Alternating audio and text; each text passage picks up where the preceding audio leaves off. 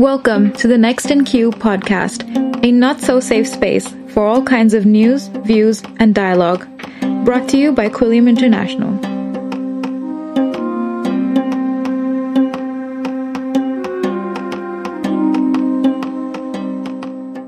Welcome to Next in Queue. Over the next two podcasts, I'll be chatting with Macer Gifford, who's a name which I'm sure, or at least ought to be, well known to you, because Macer is one of the very few British people who went out to fight against ISIS rather than for them to defend the Kurdish people. Macer, welcome. Thank you. So let's start off with your childhood. Most kids sort of grew up with a little bit of military stuff in their background, airfix kits, war games. Did you have a military background? Was the war in your family? Yeah, it was to a degree. I grew up with medals on my wall from Waterloo, from Crimea. My dad's cousin actually was a very famous World War II general. In fact, one of the youngest generals in the Allied Army. He was from Canada, George Kitchen. And really, so I did grow up with that sense of history and a fascination with the fight against fascism and everything else that happened in that time. But if I'm honest, it wasn't something that influenced me hugely. In fact, my early days were spent campaigning. I joined the Conservative Party at 17 years old. Playing with my brothers when you go a little bit earlier. I've got two brothers. So I had a bit of a very... You're the middle brother of three. I am, that's right. Middle brother of three. I grew up in rural Cambridgeshire, running around with my brothers outside with a certain amount of independence. I went to a local school and really had a very normal, very happy childhood. Did you have any military training? Were you in the OTC? The ROTC for Americans, or I think they call it the JROTC. The OTC or the CCF, as we called it at some schools. Did you have any military training at all, even at that level? Oh yeah, well I had CCF training, which is from school from 14 to 18, but it was I went to university actually with the desire that I would serve a few years in the military, and went as far as applying to the 9th, 12th Royal Lancers, although I didn't pursue it because. And why was that? Because I think politics took over a little bit. I was so fascinated at university with what was going on in the world, particularly in places like Zimbabwe and in other parts of Africa. So when I was 18, for instance, I went to Zimbabwe to work for a guy called David Coulthard, a fascinating, wonderful human being. He's a committed Christian. He's he's a senator, one of the last white senators actually in the Zimbabwean parliament. Very anti the last regime, the racist regime of Ian Smith.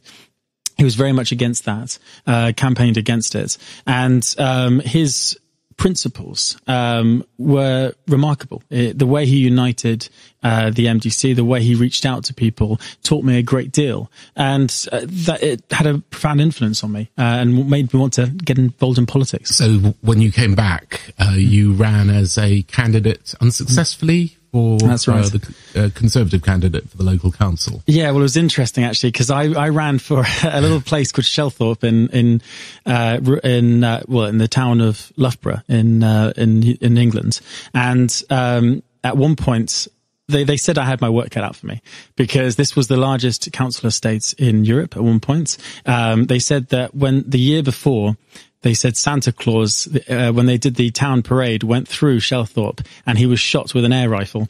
And they said that me going around campaigning when Labour was first, the BNP, the British National Party, which is a fascist organisation in the UK for listeners at home, came second. Then the Liberal Democrats and the Conservative Party, a very distant fourth. And so how did you do? I actually smashed it, and right. I came second, and I nearly took the seat because I actually completely did things a little bit differently and just started knocking on people's doors and actually just confronting them, people a little bit, and just being honest and open with them. Yep, which people respond very well to. Yeah, exactly. There's a fantastic headline in the Times which describes you as a Tory banker who fought ISIS. So in a sense, you're the military arm of the Conservative Party. Well, apparently so. The militant wing. Right. No, well, this is one thing. You get stuck with labels in life, don't you? And you just can't shake them off. And it's true. I joined the Conservative Party quite young. I worked for them, but I left the party by the time I went into industry, when I went into the financial sector. I didn't remain as a broker, although I was one for a short while. I was actually more in business development, communicating with people, going out, making relationships and bringing in business that way. But obviously when the news came out that I was out fighting in Syria, they went through my past and started digging up things like, Conservative Party candidate, former banker, that sort of stuff. And that's what really gets people to buy the newspapers, and it turned out that's what they sort of sold me as. Yes, it's not the worst way of describing a person, I have to say. Sure. So tell me about the process by which you developed a determination, a fixed decision to travel to Syria to fight alongside the Kurds.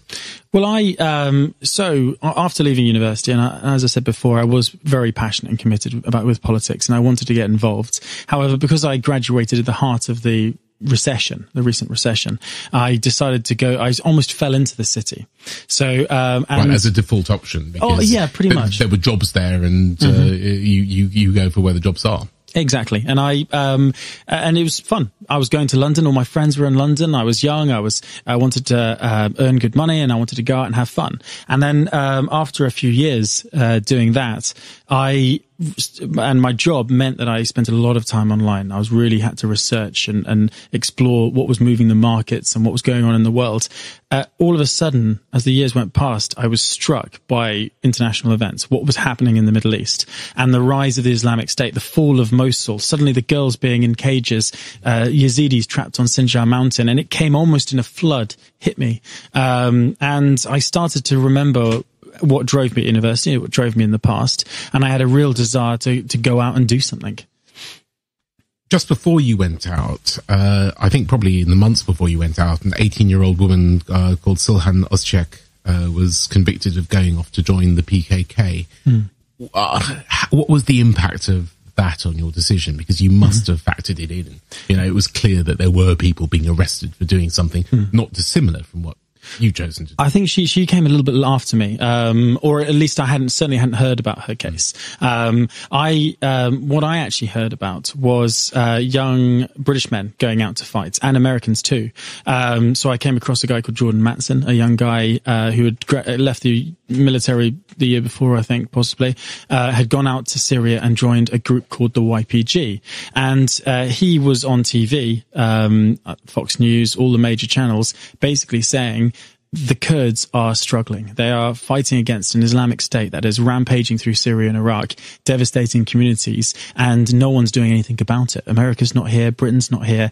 If anyone will like to come out and help us, the door's open. You're welcome. Please join us and to help fight the Islamic State. So I was really inspired by that, and inspired by the fact that other Brits had gone. In fact, some of them had even come back as well, and some newspapers had written about them. So I knew it was possible. Did you meet any of those people before you went out? I didn't. Not before I went out. I actually did it very... one thing I noticed, it's quite interesting about the international volunteers, there's a lot of Facebook groups were being formed in those early days. This is sort of 2014, really. And I noticed people were trying to gear each other up to go out and fight. People were almost daring each other. Oh, I'll go out in a month's time. I'm just saving up the money. Or I need to tell my wife this. Or who else is going? I'll only go over if I can go with a group of 5. I watched all these people talking. I don't think I ever saw any of them in Syria. I was the kind of guy who shadowed them, just watched what people were saying, how to get to Syria, who did I need to talk to, what equipment did I need. I didn't tell a soul, not even my own family. And so I just contacted the Kurds online and made my own way out. So it's just, that gives you a little bit of a picture about sort of how people sort of geared themselves up in those early days. Yeah, I mean, you were recruited through Facebook. You contacted the Kurds through Facebook. Yeah. That was the medium through which you communicated with them in those early days. Yeah. How did that work?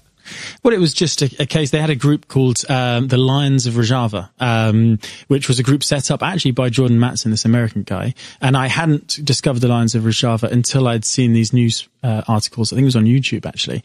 As I said, I saw him talking eloquently about what was going on over there, saying how much the Kurds needed help, and that if there was any international volunteers going out, that he was setting up a Facebook page, and that it was called the Lions of Rojava, and that anyone who wanted to fight against the Islamic State could sign up and go. And I thought, wow, this is, and I actually, it happened so quickly because it was coming up to Christmas 2014. It would soon be 2015. I'd already received a healthy bonus for Christmas, and I was already looking as well to change my career path. So suddenly I realized that the position, I was in a very good position. I could go for 6 months, come back and start another job if I didn't like it. I also had plenty of resources too. So, and I didn't have any commitments in the sense of I wasn't married or had kids or anything like that. And I just saw that they needed someone. They needed, or they needed people, I should more accurately say. They needed people to go out and support them. And if I could go out, show my solidarity with them, then I could actually do some good in a time when it was only bad news was coming out of Syria. So it was an opportunity for me, and I seized it when I saw it. I remember reading an article, and I'm pretty sure it was in The Guardian, which perhaps not in relation to the Syria conflict, but certainly in relation to British foreign fighters going out to join jihadist groups, which said, and it was a sympathetic article, these are the international brigades of today, people who go off to fight on the side of jihadists for some form of Islamic State, if not the Islamic State, are like the young men who went off to fight for the international brigade.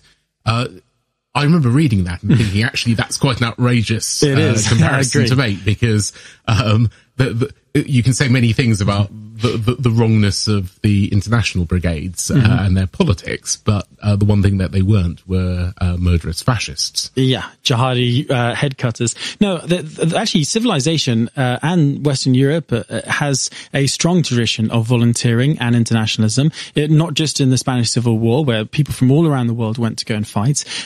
Also, young Americans, before the American military joined in the Second World War, they would often go and join the British Army, for instance, or they'll join the RAF, the American Eagles. Yeah, absolutely. And a lot of those stayed in the RAF. A number of them took Canadian citizenship, I think, in order to be able to do that. Yeah. And when the US entered the war, they transferred it into American squadrons often, but not always. So that is a better analogy, isn't it? Yeah, absolutely. And that's certainly something that I was very conscious of. And I do have a sense of history in the sense that I truly appreciate that internationalism, about a belief in democracy, equality, and actually going out and helping your fellow man and woman is something that's actually quite dear to everyone. It's just, I fear that modern society is so afraid of everything, getting it wrong, afraid of leaving a job, or afraid of aiming for something a little bit higher.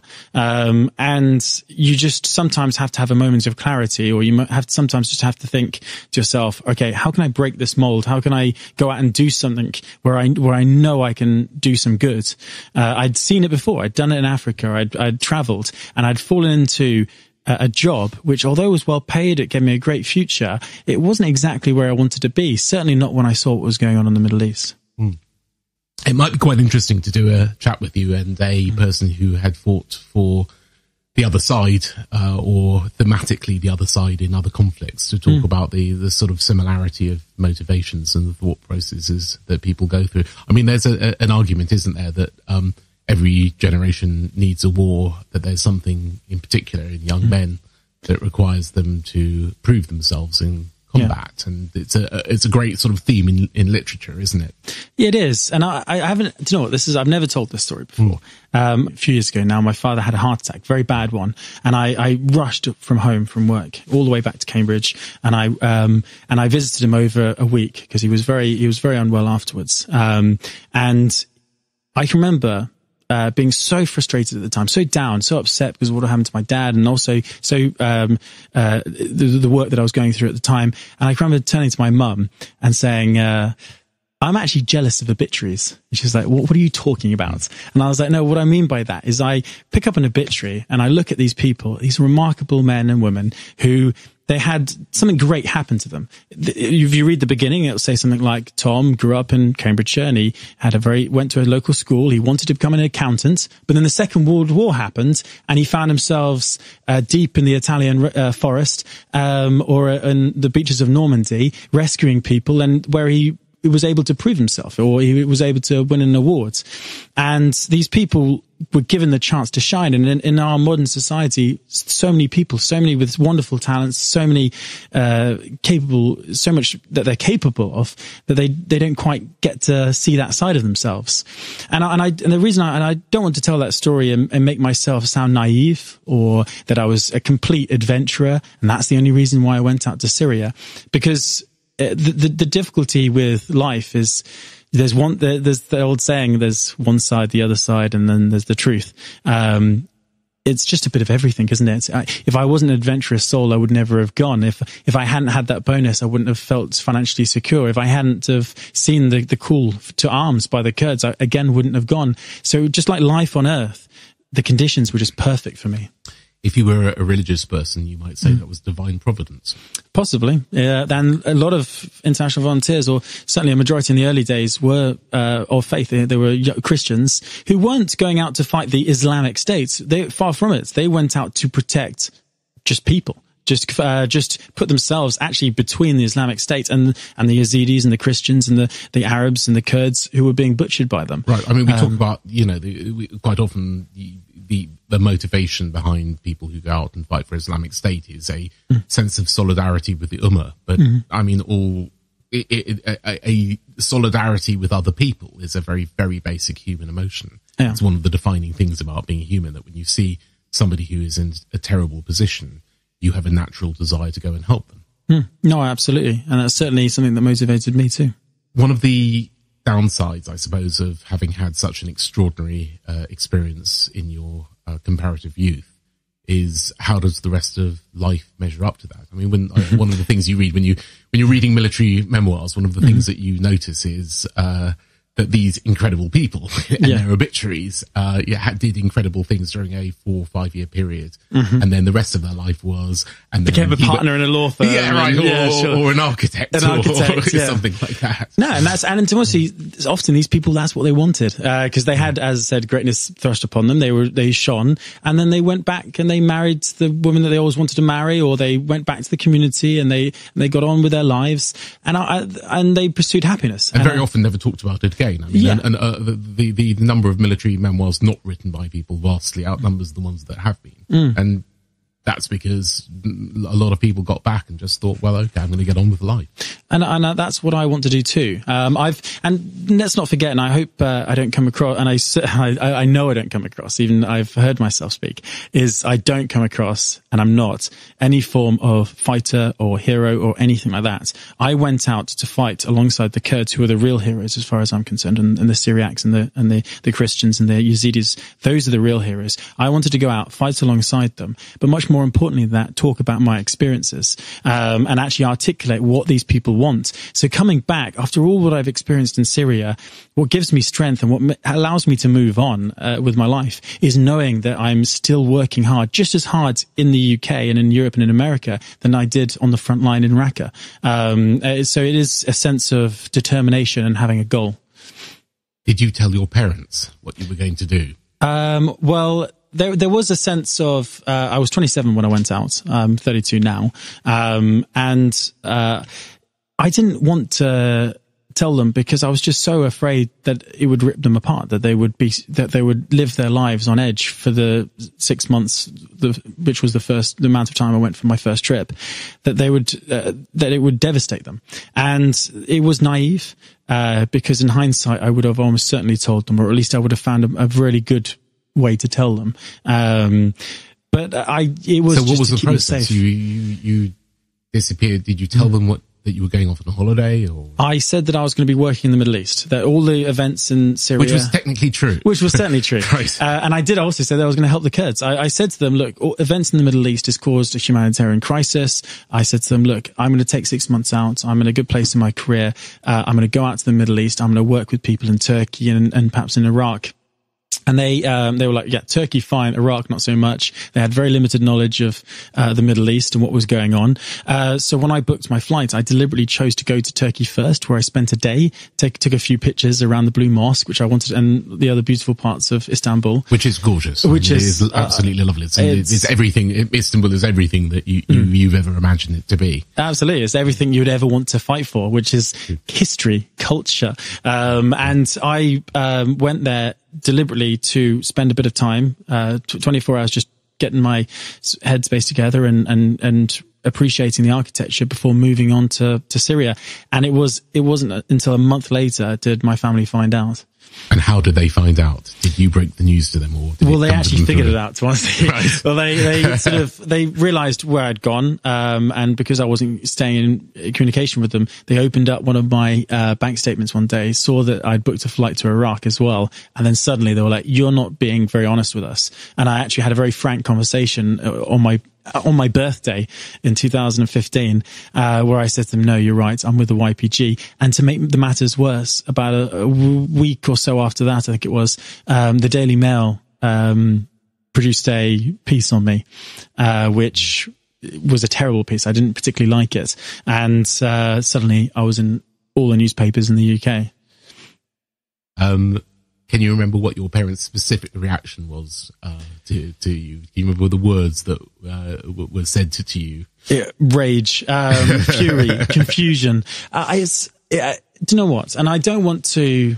What's important here is it tore me up because, and particularly my first year, and actually throughout the years that I've been in Syria, the only thing that I was really afraid of, and the only people I really thought about, was my family. Because I knew that I was going out there to help the Kurds. I knew I wanted to fight. That was my decision. But if I died, my suffering's over. I got shot one day, or I got hit by an IED. But the person who has to live with a life sentence is my mum and dad and my brothers. So I wasn't naive about that at any point. And it was the most mind-crushing part of being out in Syria. But at the same time, you don't live your life wondering how things are going to go down with your parents. You don't think to yourself, I can't do this because I don't want to upset this person or that person. You actually have to sometimes be selfish to help other people.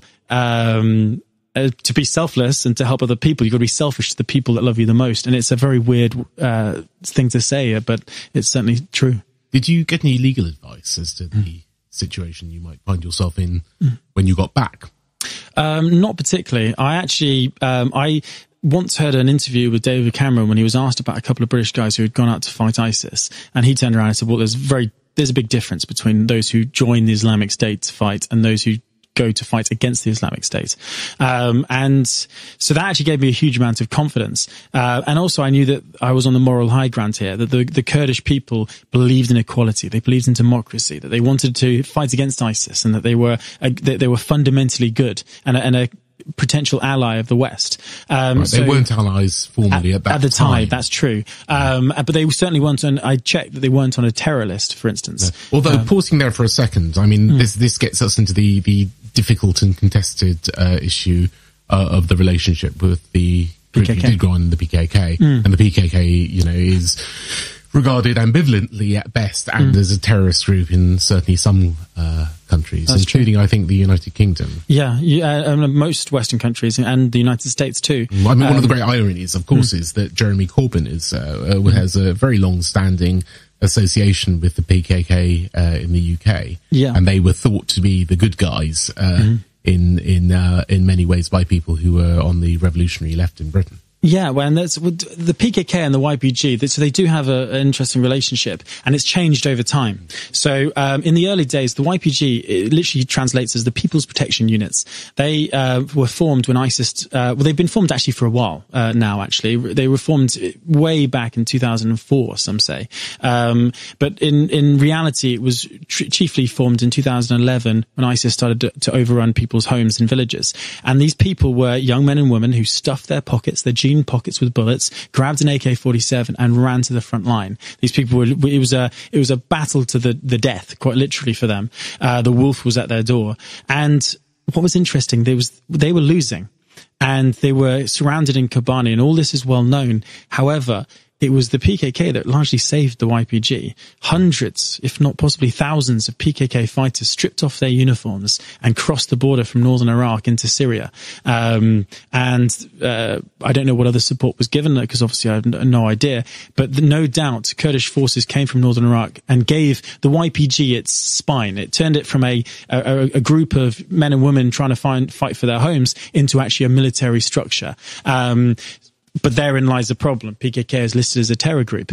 But as over time, as America and Britain have said to the YPG under no uncertain terms, no more support from the PKK, no more relationship with the PKK. Whoever was formerly part of the PKK should now leave northern Syria. So this relationship and discussion has been going on for years now. And now the YPG has been very clear that it's got nothing to do with the PKK, although they do share an ideology, democratic and federalism, but that they are structurally different and with different goals too. So that's what I think keeps me out of jail, because the YPG, for all intents and purposes, is an independent group. But you think you might have problems if you went to Turkey on holiday again? Oh, well, I would certainly never do that. I would get 10 years at least, and I've already been warned by the Brits not to go there. Tell me about the process of getting into Syria. You went out to Turkey first. Mm-hmm. So I spent a day in Turkey, went on to Sulaymaniyah in northern Iraq, or southern Kurdistan. It's a Kurdish city, which is very peaceful. It hadn't been overrun by ISIS. ISIS were actually on the doorstep of Kurdistan and actually invaded Kurdish territory at the time. And the Peshmerga were doing wonderful things in liberating it and fighting back. But I was there to go to Syria and fight ISIS there and join the YPG. So I met up with Kurdish activists who then drove me into the mountains of northern Iraq, where I spent a few days just there. And then in the middle of the night on New Year's Eve, I spent in the mountains, and then New Year's Day, I crossed the border literally at 1 o'clock in the morning. And I had the strangest New Year's Day of my life when I emerged into Syria for the first time. Did anybody try to stop you? Well, I was actually introduced to Kurdish politics for the first time. The Kurds in Iraq and the Kurds in Syria are very different. They have different political goals, the Peshmerga and the YPG and YPJ. When I was in the mountains, they said to me, we're going to have to go across the border in the middle of the night. And I said, why? Is it dangerous? Oh, very dangerous. Why? And they said, ISIS? And they're like, no, Peshmerga. And I was like, Peshmerga are your brothers. They're Kurds, aren't they? Oh no, and then I was introduced to the complexity of inter-Kurdish trouble.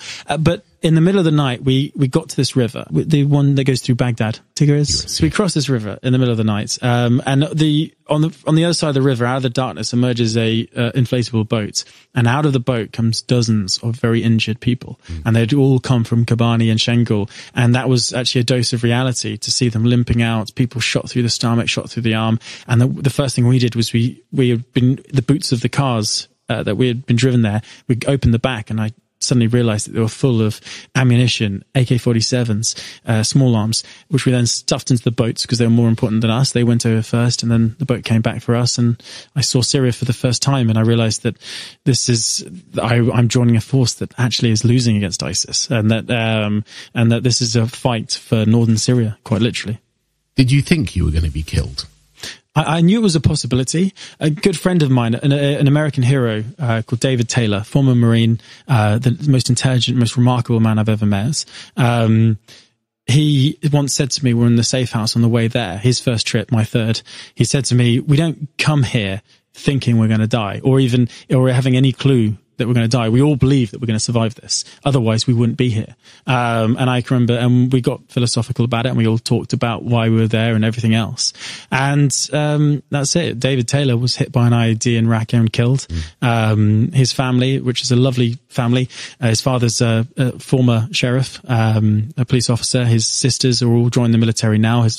In fact, his youngest sister is actually I think she's a reverend in the US Marines or US Army.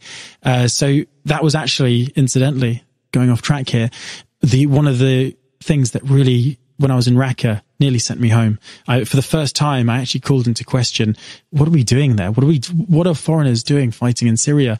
Because although some moronic foreigners have turned up to fight, people like David Taylor and many more who have died were absolutely angels. And it hit me for 6, and I was completely brokenhearted. And it was only after a while of self-reflection I thought, actually, do you know what? We didn't start this war. It was ISIS. We have to, you can't negotiate ISIS away. Someone had to fight ISIS. And if internationals wanted to go out and stand with the local people and fight too, then that was their role. And we just knew the risks, and I suddenly moved on. But yeah, that's, so that you don't go into this conflict thinking you're going to die. You'll be a damn fool if you think you're 100% going to survive. What training did you get? Because you had some CCF training before you went, but that's not quite the same thing as as urban warfare, is it? Sure, and in the modern warfare that ISIS were employing at the time and still do. When I arrived, back in those days, the training is different, professionalized a year or so later after I arrived, but because now they do a month's training, whereas when I first arrived we did literally a week, and most of that was just like cultural training. Like, this is a bit of Kurdish. Hello, I want a cup of tea. There is the Islamic State. Fire your weapon. Get down. I've been shot. These are the things that you learn quite quickly in a week. Can you remember them? Can you still say any of those? Well, if you went up to Stoke Newington, would you be able to order a beer in a kebab house? I can't, unfortunately. My Kurdish is terrible, and it's degraded over the past year.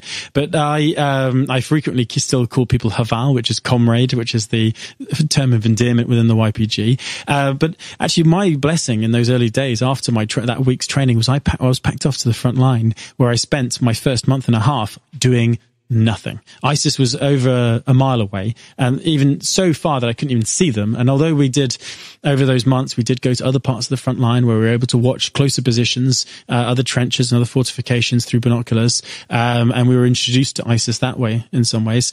But for the first month and a half, we were doing very little. And the foreigners, the military guys in my unit, there was 8 of us, started to help us and train us. There was one particular guy, a legend called Bruce, former US Ranger. He spent a lot of time with me going through how to spot IEDs, how to avoid them, how to clear buildings, that sort of stuff. So I'm truly blessed that actually I wasn't thrown into the deep end, and that I actually spent some time with the foreigners learning how to work and how to operate within Syria.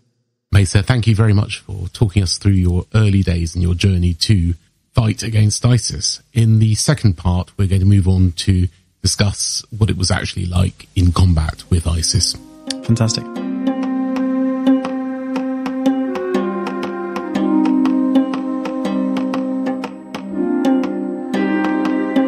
You've been listening to the Next in Queue podcast, brought to you by Quilliam International, the civil society movement challenging extremism. Please support our work by donating via Patreon at patreon.com/Quilliam International, or by becoming a member of Quilliam Circle at quilliaminternational.com/circle. Tune in next time to see what's next in Queue.